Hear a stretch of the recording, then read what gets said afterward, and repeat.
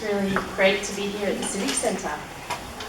So you all may have noticed the colourful project out in the foyer. So I'm going to tell you a little bit about that project. But I'm actually also going to tell you a story, and the story is sort of contextualising the what if a little bit into something that was very real in my life. So about 6 years ago, I was driving along the Hume Highway with my 12-year-old daughter and my 6-year-old son, and our car started to play up and it lost power, so I pulled to the safest spot I could off the road on the grass. And you know, these things happen, so we'll have something to eat and relax and whatever, and it's a sunny day, and we'll call the NRMA, because how amazing are the NRMA? You go, wow, I've broken down, could you come and rescue me please? And they say yes, and you go, woo! That's amazing. So I just really like to appreciate that service. So I'm on the phone to the NRMA, you know, it's a beautiful day, it's summery, it's warm, and a concrete pumping truck doing 100 kilometres per hour crossed 3 lanes of traffic and hit our van. On impact, my son and I were thrown some metres from the van out the door, and my daughter, who was sitting in the front passenger seat, disappeared with the van as it was pushed about 30 metres up the highway with the momentum of the truck. So here I'd like to take a moment just to notice that it's a daring possibility that I'm standing here right now. So my daughter was helped from a very squashed car with concussion and shock and a sore leg, but no broken bones. A miracle. I had a broken shoulder and a good dose of serious bruising, and the beginning of a very new perspective of life. My son, in a nutshell, was broken, collapsed, compressed, wounded, put into a coma, and flown to hospital. So, like the NRMA, the fact that we could have a crazy accident like that and people come and pick us up off the side of the road is definitely another truly awesome services moment. So I'd just like to appreciate that as well. So during 11 weeks in hospital, the beginning of some years of recovery, through my son's coma, surgeries, bed sores, etc., was a period of intensive care. The intensive care included obviously miraculous medical procedures enacted at crucial moments, and the follow-up from medical professionals on a daily basis. Part of this was the somewhat necessary projection of quite a lot of limiting ideas about his future. I say somewhat necessary because I understand the hospital staff and professionals wanted to prepare us for the worst. They didn't want to give us a hopeful picture because there were so many unknowns. It started with, we don't know if he'll wake up from his coma. And here is where I want to introduce to you the what if in my story. What if he does? He might not know who you are when he wakes up. Okay, what if he does? And what if he remembers everything? Okay, he has a significant brain injury and he may have severe brain damage. Well, what if his brain heals fully? What if he wakes with more brain capacity than he had before? It wasn't like I was fighting with the intensive care staff, what if he does, you know? It was more just, it was a realisation that I had to choose how to respond to a crazy situation that felt completely surreal and out of my control. If I invested in a limited view, how did it feel? Worried, despairing, anxious, depressed, scared. Okay, well, they're pretty natural feelings to pop up after being hit by a concrete truck and your son's in a coma. But I needed another way to meet this, or I may just drown in it. What if I could let those feelings come and go, and hold some space for the possibility that what I'm being told is just one of many potential outcomes?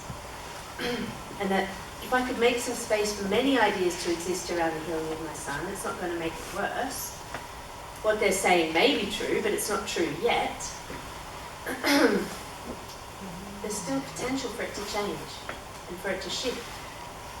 If I'm able to be in a space that's even slightly inspired by every little thing that goes well, then I feel hopeful and more inclined to act creatively in the face of this adversity. You might now see where I'm going with this. Before we talk about that, The other part of my story that's important to tell is filling out the intensive care picture. I mentioned the miraculous medical procedures enacted at crucial moments. The other part of our intensive care picture was community.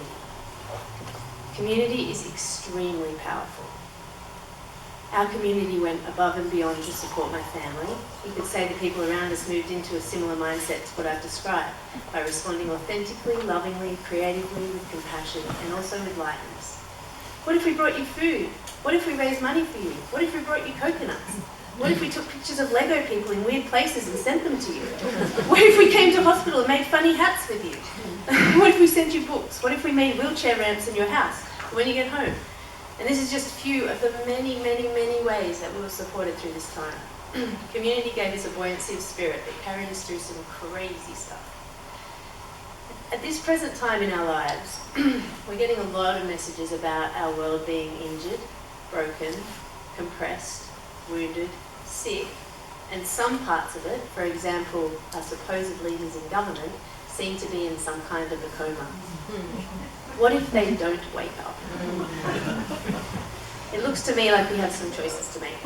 We can freeze up and believe the stories we're being told about a future riddled with problems that seem unsolvable, and let's face it, it's not going to be healed in a shiny happy rainbow while we play the what if game. But, having said this, we have to meet it with something. We have to start loosening up our thinking and imagining the world we want to start creating right here, right now. We have to start thinking in terms of intensive care for each other.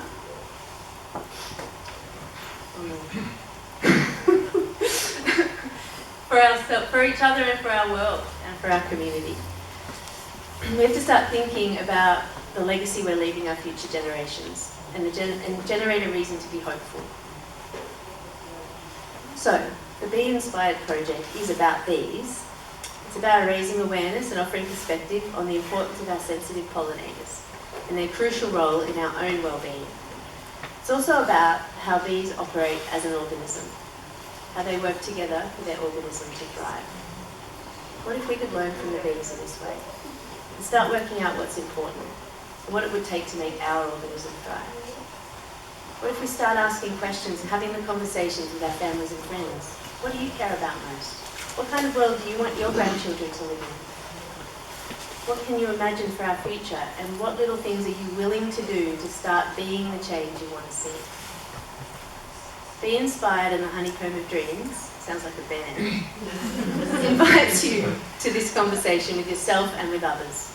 It's an ongoing project with the intention of activating our community toward inspired, creative action and change. It is an invitation to use your imagination and dig deep for your daring possibility about our common future. And like Sue said, it's about being alive and connected now. This isn't a project that's just popping up and then it'll go away again. Oh, wasn't that cool? It's actually something that's going to grow and build. And it's something that we can have conversations around and start working out what is important to our community and how do we want to make change and where do we want to start, because unless we start doing that, we're all just going to be sitting there not doing anything.